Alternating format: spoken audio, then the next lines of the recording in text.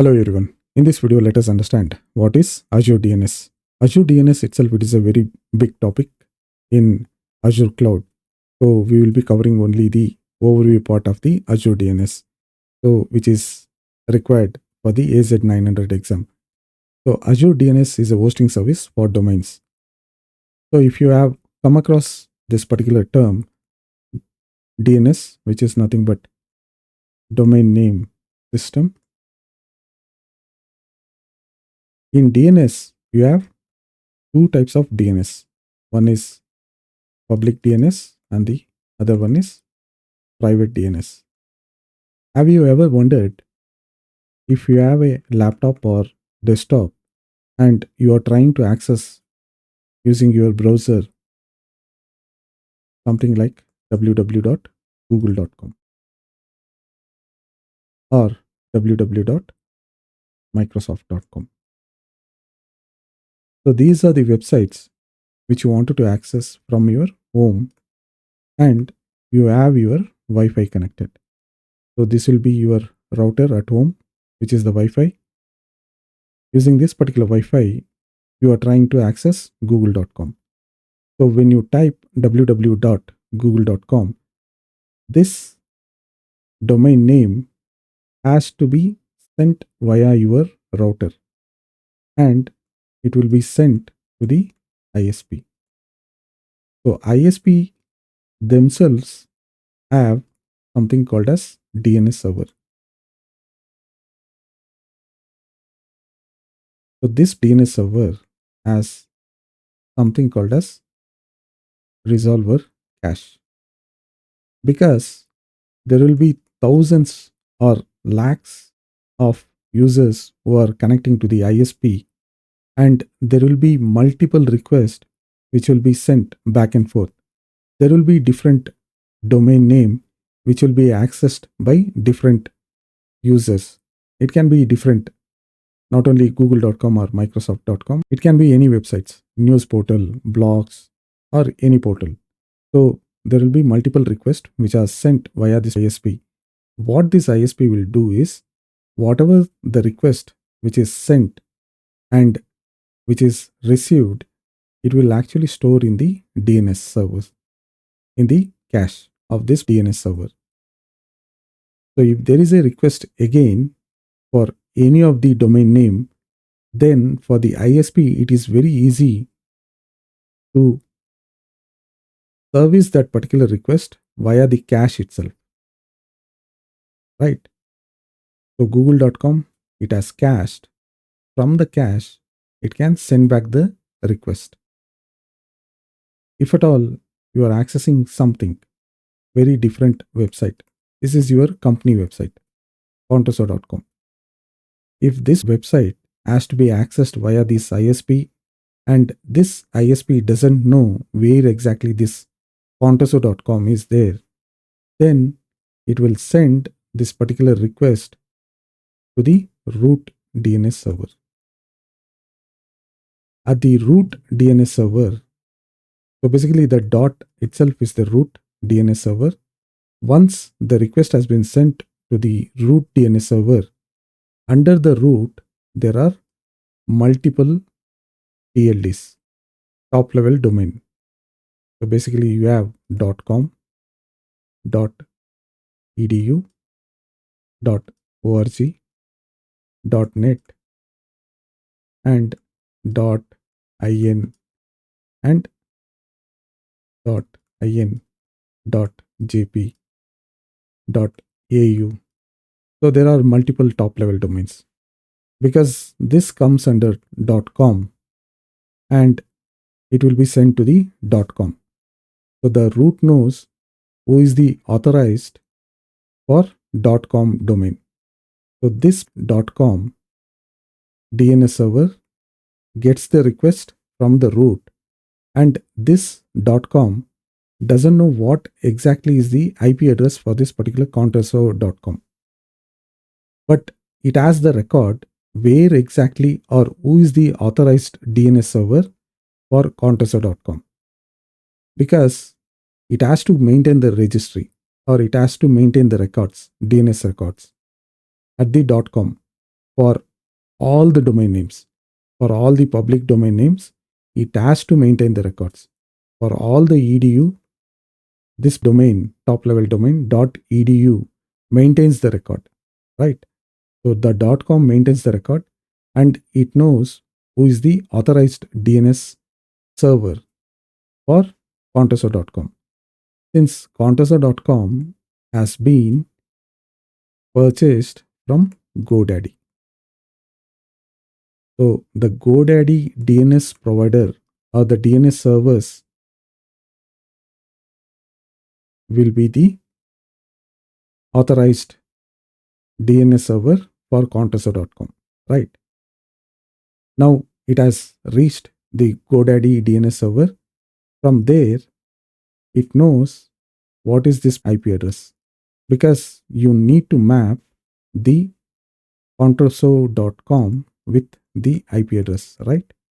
In the GoDaddy site. If you have purchased Contoso.com, you need to map the domain name with the IP address.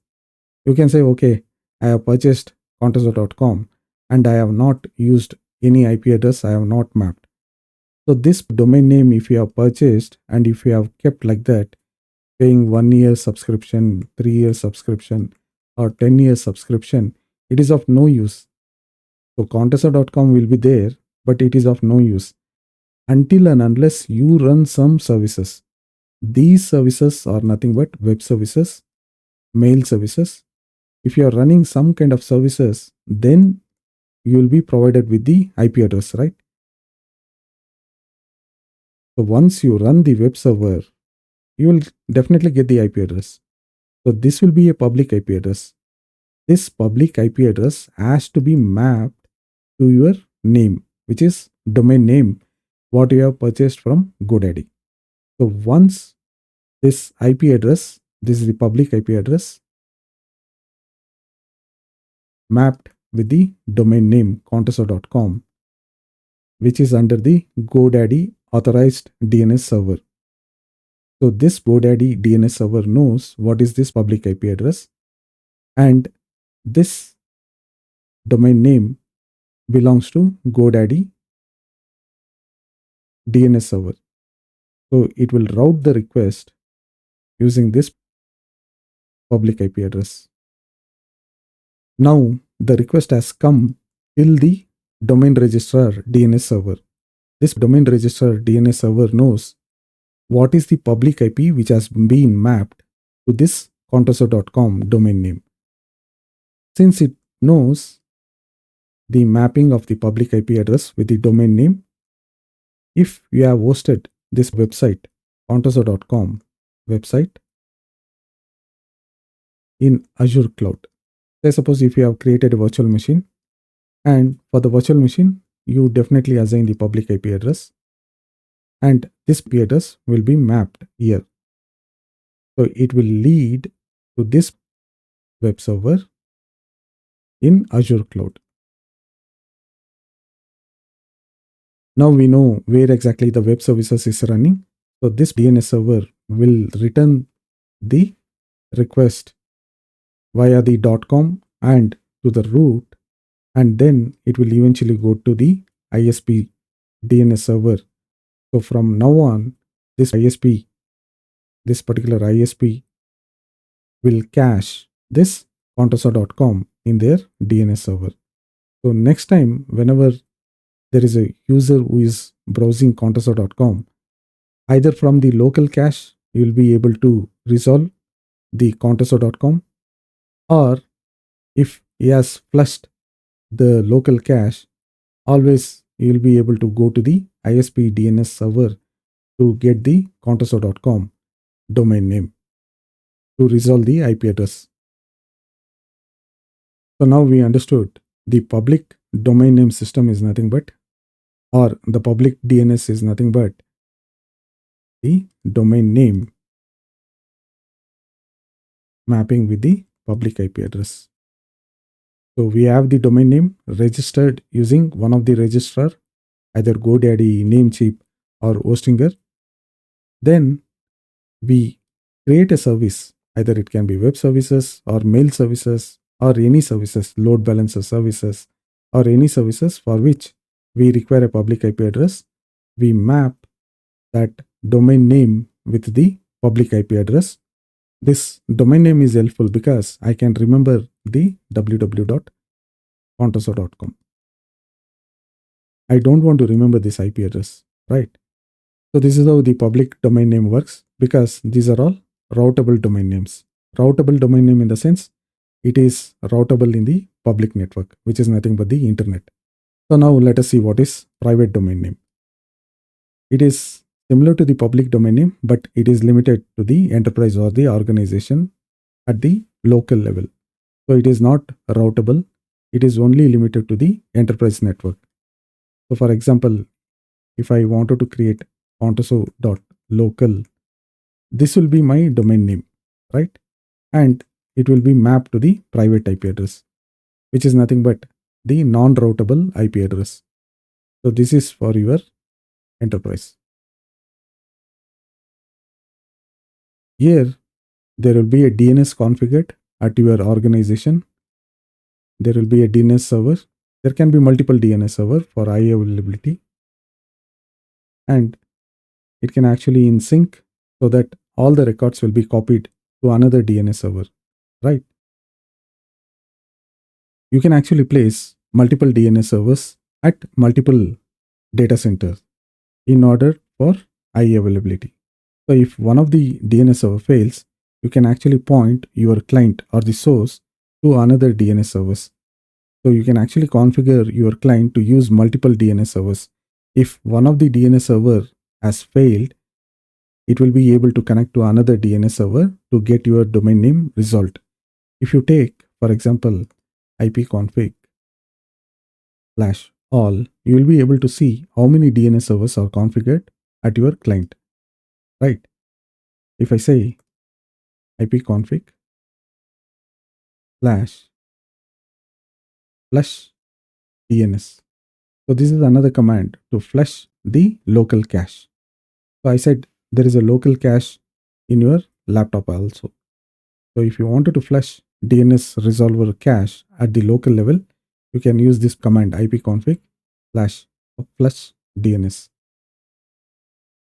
So this is how the public DNS and the private DNS works. In Azure, since we have multiple global DNS servers, which is there in the Azure infrastructure, it can actually provide the private as well as public DNS. It can actually provide both private DNS service and public DNS service. So whenever you create a virtual machine in Azure, basically when you create a virtual machine, you will get the private IP address, right? This private IP address will be automatically assigned with the default domain. So it gets the domain name from the private DNS automatically.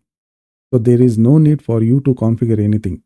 So by default, this VM, whatever you are going to create in Azure, it gets a private domain name. For the public domain name, you have to register with the public domain registrar.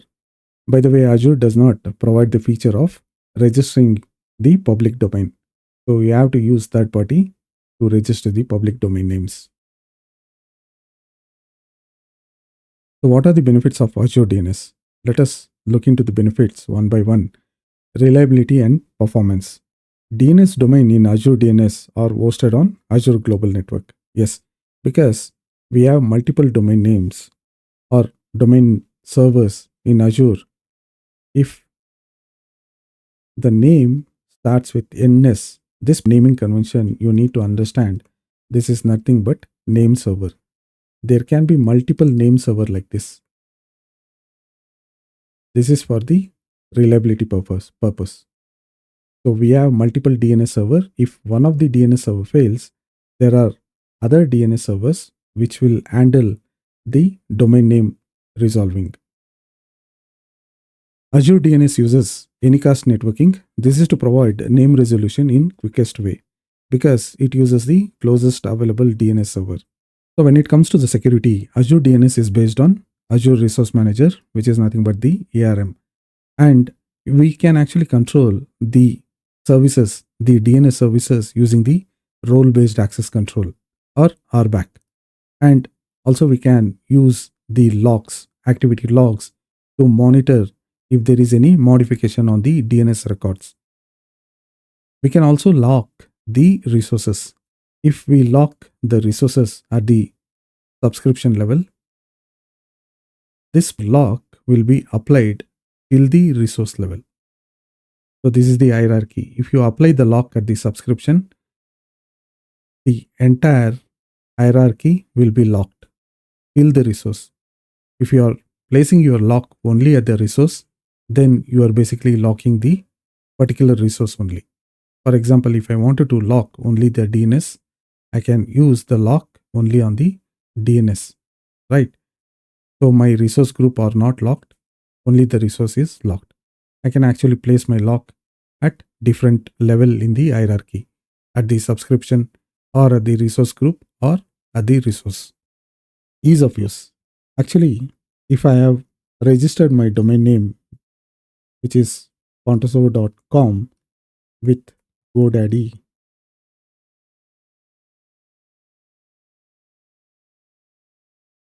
I have registered my domain name with the GoDaddy. I can transfer this pontoserver.com to my Azure. I can manage the entire domain name from the Azure portal itself. So I can transfer this domain name to my Azure subscription.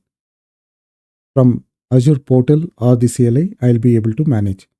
If you say I don't want to manage using the Azure portal, I will use GoDaddy portal itself to manage the pontoserver.com. That is also fine. You can manage using the GoDaddy portal. Only thing is you need to use the Azure portal to maintain the records.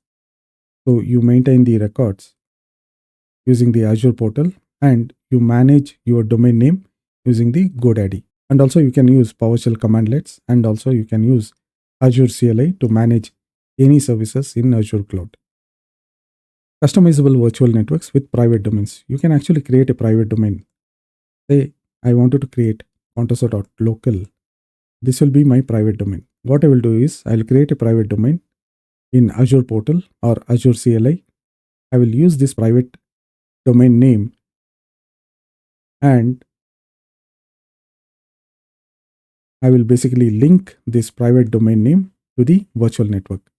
So once I link this particular private domain name to my virtual network, whatever resources I have created, the virtual machines, whatever I have created, all the virtual machines has to be rebooted in order to take this private domain name into effect. So whenever you create any resources in the Azure virtual network, by default, you will get the default domain name. So this is nothing but the domain name which is provided by Azure. This is provided by Azure DNS. So you will get the domain name from the DNS server of the Azure, which is a default domain name, which will be nothing but cloudapp.net. So this will be the domain name. I think will be internal.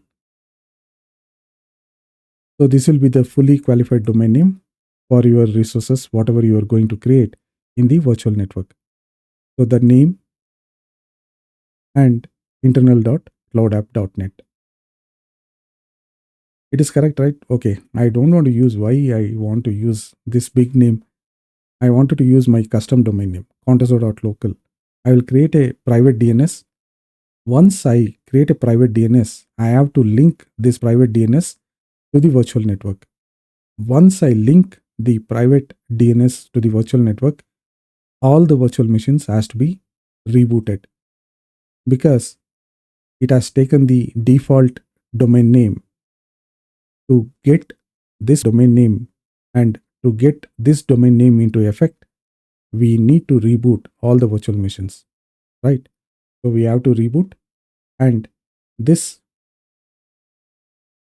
VM01 02. Now you will get this domain name FQDN as the private domain name for your virtual machines. Okay, let us see what is alias records. So whenever you use DNS server or DNS, so you will be able to see there are multiple record types.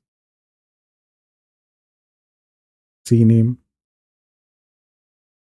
MX records, and alias. So these are some of the types of records what you are going to see in the DNS server. So a record is basically mapping your host name to the IP address. This is for the IPv6. This is for IPv4. So CNAME is basically a canonical name which I can map a domain name with another domain name. For example, this is my domain name contoso.com, tm.contoso.com. If I have created a traffic manager profile, I can say my app dot traffic manager .net. So this portion you will get by default. So this is the FQDNS, fully qualified domain name. By default, when you create a traffic manager profile, the name what you are going to create, it will be appended with the default domain name. So you can access this traffic manager using HTTPS and my app dot traffic manager .net. So you can actually access using this URL. So there is no big deal, right? So, but you wanted to use your company's domain name instead of going myapp.trafficmanager.net. So this looks something like awkward. So since I wanted to use my company's domain name to access the traffic manager, I will use the CNAME to refer my domain name with the actual traffic manager domain name, right? Similar way, if I wanted to access cdn.contoso.com, if I have created a CDN profile, then I can say my app dot Azure edge.net. So this is the CDN domain name, default domain name what you get when you create a CDN profile. It will be appended with the instance name what you are going to create. Anyway, you can also access the domain name using the URL. So you take the URL of the CDN, you will be able to access it. Since, as I said, I wanted to use the company name as the standard, I can use cdn.contoso.com to access the CDN profile. If you notice one thing, I am actually using the subdomain. So let me talk about subdomain. So if contoso.com is the domain name, this is called as apex domain. If I am creating anything like www.ftp, okay, mail.contoso.com. So basically these are all subdomains under contoso.com, right? So this portion will be subdomain. I can use only the subdomain to map or refer the another domain when I use the CNAME. So that is the reason we use alias. I can straight away use contoso.com and I can point to this particular default domain name which is created for the traffic manager profile, or I can use for the CDN. Also, I can use the apex domain for my IP address, which is public IP address resource.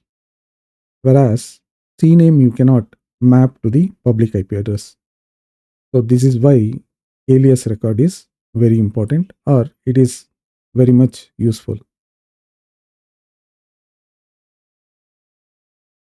Okay, now you can say, since I am able to map the alias with another domain, fontaso.com, why I should not try mapping with fontaso.com with microsoft.com? Okay, you note there is one thing, alias record set to refer to a Azure resource only. Okay, you cannot map to any other resources or any other domain names apart from the Azure resources. So you can only map to the Azure resource, right? As I said, you can use the alias record to map your Apex domain with the Azure resources. It can be traffic manager, it can be CDN, it can be IP address. So you cannot map to any other resources apart from the Azure resources. And also, whenever there is a change in the IP address, say for example, if you have mapped the public IP address to a virtual machine, and whenever this particular virtual machine reboots, you will get a public IP address. You will get a different public IP address, right? When you create an alias, this particular public IP address will be automatically updated with the alias record. Thank you for watching the video. If you like the content, please subscribe and share the video. Thank you and take care.